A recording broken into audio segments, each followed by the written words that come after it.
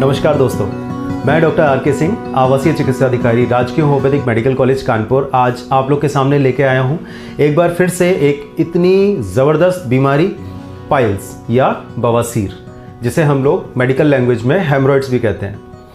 आजकल ये मान के चलिए लगभग 70 से 80% टोटल पॉपुलेशन जो इंडिया की और वर्ल्ड की है, ये पाइल्स या हेमरॉइड्स से सफ़र कर रही है। बस ये है, कुछ लोग बताते हैं और कुछ लोग नहीं बताते हैं।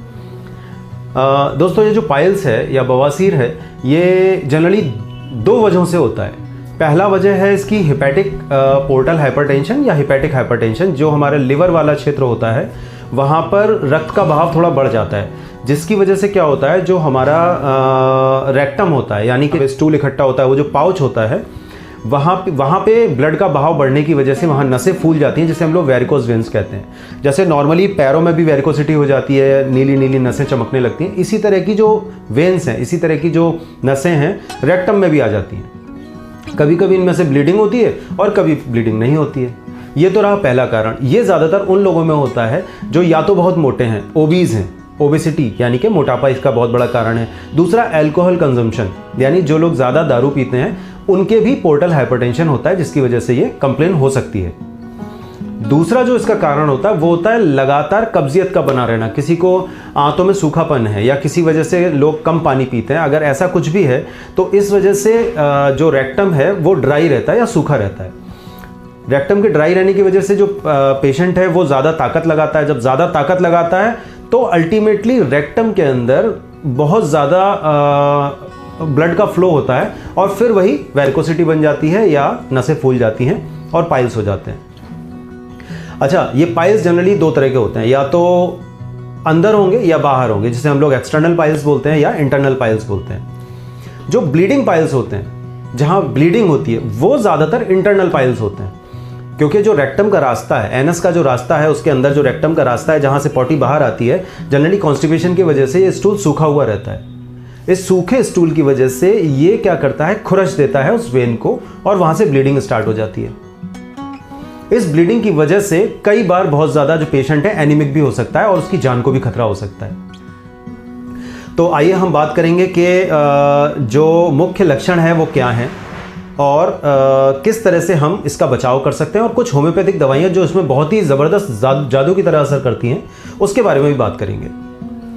तो इसका जो मुख्य लक्षण है वो है लैटिन के रास्ते पर खुजली, जलन, चुभन का एहसास, जैसे कोई कांटा या फिर कोई लकड़ी चुभा रहा है, या कभी कभी ये सेंसेशन होता है, ऐसा लगता है जैसे रेत भरी हुई है।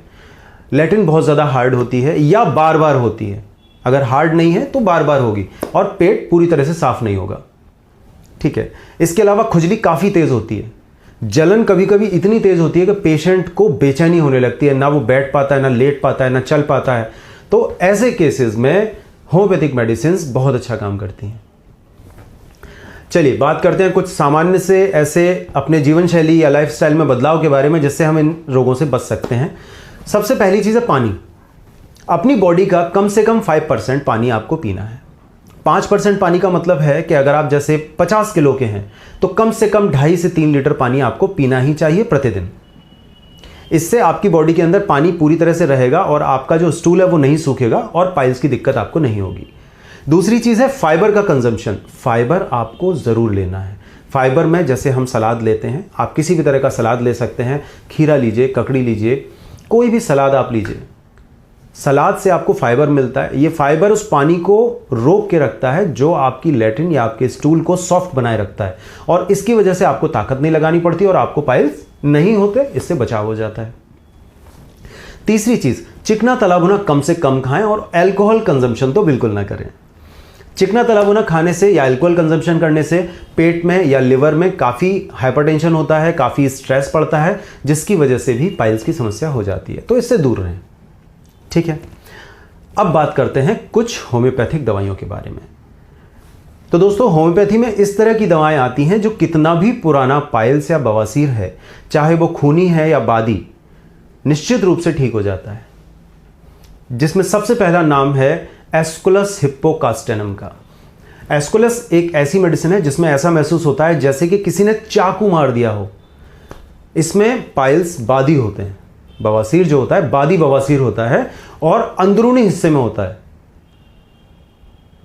जब कभी भी इस तरह की कोई समस्या होती है, जब कॉन्स्टिपेशन है, कब्जियत बहुत ज़्यादा है और बवासीर भी आपको हो रहा है, आपको वही सारे लक्षण दिखाई दे रहे हैं, तो और साथ में आपका पेट साफ नहीं हो रहा, कॉलिनसोनिया ज़बरदस्त मेडिसिन है। 1 या 2 खुराक में ही काफ़ी हद तक आराम कर देती है। अगर पेट साफ नहीं हो रहा, लैट्रिन कड़ी नहीं है लेकिन बार बार जाने की हाजत होती है, हमें लगता है थोड़ी देर बाद कुछ खाया फिर लगा लाओ थोड़ी सी पॉटी कर रहे हैं, फिर उसके बाद लगा, बार बार अगर इस तरह की समस्या आपके साथ हो रही है तो nux vomica is very good medicine, बहुत बढ़िया मेडिसिन है। अगर 200 पावर में रात में सोते समय 2-4 दिन दे दी जाए तो निश्चित रूप से मान के चलिए आपको बहुत आराम हो जाएगा। यहीं पे एक मेडिसिन आती है कास्कारा साग्राडा, एक ऐसी मेडिसिन है जिसे कहा जाता है कि ये जो कब्जियत है उसको शांत करती है। This is also called as palliative of constipation. तो ये जो मेडिसिन है इसका mother tincture cascara sagrada Q या कास्कारा साग्राडा मदर टिंचर अगर पेशेंट लेता है 10-10 बूंद दिन में 3 बार, तो उसकी जो पॉटी है बहुत सॉफ्ट हो जाती है, बिना ताकत लगाए आराम से आ जाती है और उसको पाइल्स की दिक्कत से बिल्कुल आराम। इस तरह की बहुत सारी मेडिसिन हैं होम्योपैथी में जो कि बवासीर को बिल्कुल जड़ से खत्म कर देती है। याद रखिए, आप किसी काबिल होम्योपैथिक डॉक्टर से मिलकर अपना इलाज करवाएं और निश्चित रूप से मान के चलिए होम्योपैथी में वो ताकत है जो कितना भी पुराना बवासीर हो, कितना भी पुराना पाइल्स हो, हेमरॉइड हो, चाहे वो खूनी हो, बादी हो, इंटरनल हो, अंदरूनी हो, बाहरी हो, सब ठीक हो जाता है। ठीक है, तो अपना ध्यान रखें, टेक केयर करें और दवाइयों को जिस प्रकार से आपके चिकित्सक सलाह दें उस प्रकार से लीजिए।